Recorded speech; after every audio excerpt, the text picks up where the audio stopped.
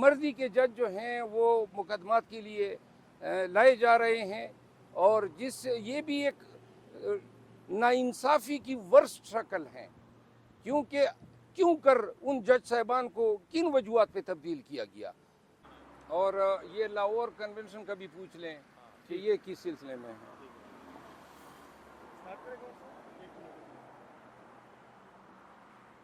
میں نے نوٹیفیکیشن نکالا ہوا ہے کیا الیکشن کمیشن والا، ہاں یہ جو ڈیٹ رکھی ہے، ہاں جو پابندی لگائی گئی ہے میڈیا کے اوپر، ہاں ہاں میں نے بھیجا ہے بھی ہے، آپ کی ٹیم کو رسپانس نہیں دیتی. یار آپ اس طرح کریں، آج تو میں جا رہا ہوں، آج تو میں لاہور جا رہا ہوں، اتوار کو بے شک آپ میرے ساتھ اب پاس آ جائیں. میں 3-4 دفتر آئی ایم سوری، میں اپالوجی سیکھ کر رہا ہوں، مصروفیات تھی بہت زیادہ. اب آپ سوال کریں. میں جی سر یہ بتائیے گا کہ جو عمران خان کا اٹک سے اڈیالہ جیل کا وہ جو تھا منتقلی تھی، اس کا ابھی تک کیا ہوا، اس کا کیا ریسپانس ہے؟ جی دو ریٹ پٹیشنز سماعت ہوئی، تقریباً ایک کو 20 دن ہو گئے ہیں، فیصلہ ریزرو ہیں.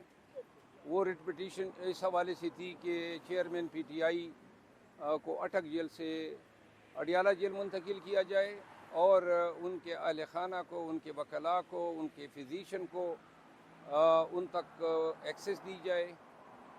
فزیشین جو ہیں وہ صرف ایک دفعہ جا سکا ہے. اب آرڈر ریزرو ہونے کی وجہ سے کوئی اور آرڈر درمیان میں ہو بھی نہیں پا رہا ہے. 20 دن ہو گئے، ہم کوئی نئی ریٹ بھی نہیں کر سکتے ہیں، اور کوئی اتنا اہم باری برکم مقدمہ بھی نہیں تھا. فیصلہ جو ہے وہ آرڈینریلی ایسے مقدمات میں اگلے دن یا اسی روز ہو جاتا ہے، اور چیف جسٹس صاحب سے استدعا ہیں کہ اگر وہ یہ آرڈر فرما لے تاکہ ہم یا آگے جا سکیں، یا پھر اگر ہمیں انصاف ان کی عدالت سے مل جاتا ہے. دوسرا مقدمہ جو ہم نے دائر کیا تھا وہ سائفر کیس میں ابو الاسناد ذوالقرنین صاحب جو اٹک جیل میں ہر تاریخ پیشی پہ جا کے عدالت لگا لیتے ہیں، یہ ہم نے چیلنج کیا تھا. پھر ابو الاسناد صاحب کی تقرری چیلنج کی تھی. ابو الاسناد صاحب کو اچانک ایڈیشنل سیشن جج جو ہیں گیلانی صاحب، ان کو ہٹا کے لایا گیا، اور یہاں خان کے مقدمات میں یہ انتہائی مہلک چیز ہے کہ ہمایون دلاور کو جو ہیں این مقدمے کے درمیان میں لایا گیا. جج صاحب کو ٹرانسفر کر کے ہمایون دلاور صاحب کی تقرری کی گئی. دوسرے جج صاحب نے ابھی 6 مہینے بھی اس سیٹ پہ نہیں گزارے تھے. پھر نصر من اللہ صاحب کے پاس جو ہیں وہ عدت کا کیس ہے تھا. نصر من اللہ صاحب نے وہ مقدمہ خارج کیا تو ساتھ میں اس کو تبدیل کر کے قدرت اللہ صاحب آ گئے. اب وہ مقدمہ بھی طوالت کا شکار ہیں. اسی طرح راجہ جواد عباس صاحب خان صاحب کے 7 مقدمات کو پریزائیڈ اوور کر رہے تھے. انسدادی دہشت گردی کی عدالت کے جج تھے.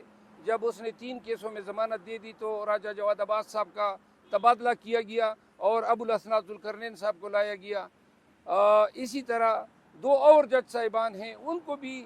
تو لہٰذا مقدمات کی پینڈنسی کے دوران جج اگر نیا آ جاتا ہے تو شکوک و شبہات پیدا ہو جاتے ہیں.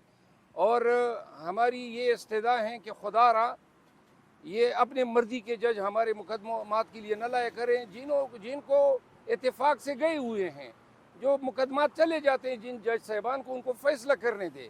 مرضی کے جج جو ہیں وہ مقدمات کے لیے لائے جا رہے ہیں، اور جس سے یہ بھی ایک ناانصافی کی ورسٹ شکل ہے، کیونکہ کیوں کر ان جج صاحبان کو کن وجوہات پہ تبدیل کیا گیا. اور راجہ جواد عباس صاحب نے عمران خان صاحب کی 3 ضمانتیں کنفرم کی، 2 دن کے اندر ان کا تبادلہ ہو گیا، اور ابو الاسناد ذوالقرنین صاحب پنجاب سے لائے گئے. تو لہٰذا جج صاحبان کی ان حالات میں اسلام آباد میں تقرریاں اور سڈن تقرریاں، پہلے کے جج صاحبان کو ہٹا کے ان کو لگانا، تو اس سے جو ہے ہمارے خدشات کو مزید تقویت مل رہی ہے. اور یہ سلسلہ ٹھہرا نہیں ہے، تما نہیں ہے. ابو الاسناد ذوالقرنین کی تقرری جون میں ہوئی، جون 2023 میں، جون 2023 تک گیلانی صاحب تھے. جب سائفر کی انکوائری شروع ہوتی ہے تو جج بھی تبدیل ہو جاتا ہے. تو لہٰذا یہ جج صاحبان کیوں کر تبدیل کیے جا رہے ہیں؟ سر آپ کو کیا لگتا ہے کہ یہ جو آپ کہہ رہے ہیں کہ ججز کی تقرریاں کی جا رہی ہے اور اس طرح کی چیزیں ہو رہی ہے، اس کے پیچھے کون ہے؟ اس کی دیکھیں، یہ مرضی کے جج لائے جا رہے ہیں، اور وہ تمام وہ جج صاحبان ہمایوں دلاور صاحب کو لایا گیا، اس نے انصاف کا اشر نشر کر دیا۔ ابو الحسن ذوالقرنین صاحب بیٹھے ہوئے ہیں، دہشت گردی کے مقدمے بھی اس نے فیصلہ کرنے ہیں، اور یہ سائفر کا کیس بھی ان کو دیا گیا۔ خصوصی اس کا اپائنٹمنٹ ان کی وزارت قانون نے۔ اب وزارت قانون کو کیا پڑی تھی پہلے والے جج کو ہٹا کے ان کو لگانے کی؟ مطلب یہ ہے کہ وہ جو پہلے والا جج صاحب تھا وہ قانون کے مطابق جا رہا تھا، اور یہ حضرت جو ہیں آتے ہی آپ دیکھ رہے ہیں کہ کیا ہو رہا ہے۔